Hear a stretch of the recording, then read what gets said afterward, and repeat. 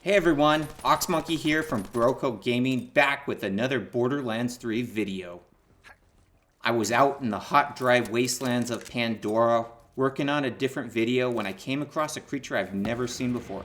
Or rather, I should say a version of a creature I've never seen before. I was just about ready to quit and start a new run when I saw this little guy.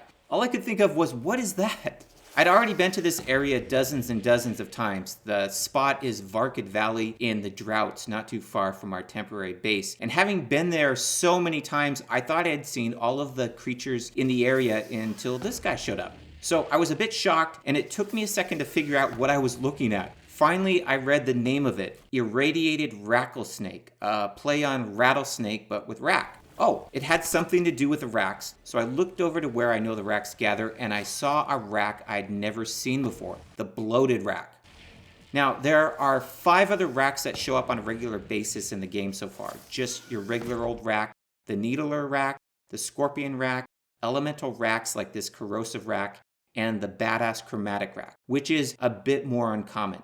But this rakk was totally new to me. After watching it for a bit, I realized that it was dropping eggs, and those eggs were breaking open and releasing the rattlesnakes. So then I followed the rattlesnakes around, wondering if they did anything special like evolve into something, but they only seemed to be attack dogs. I went back to watching the Bloated Rakk again to see if it had any more special moves, but other than the normal rakk attacks, the eggs seemed to be it. After a while, the eggs it was launching stopped breaking open into rattlesnakes and just acted as aerial bombs. So I started to take it down and noticed that every time I shot it, the Bloated Rakk dropped a bunch of money. I was hoping that when I killed it, the rakk would drop something special, but that didn't happen. But I'm thinking that this could change later in the game, or that it just has a rare drop. I jumped into photo mode on one of its dive attacks and got this great shot. Look how cool it looks.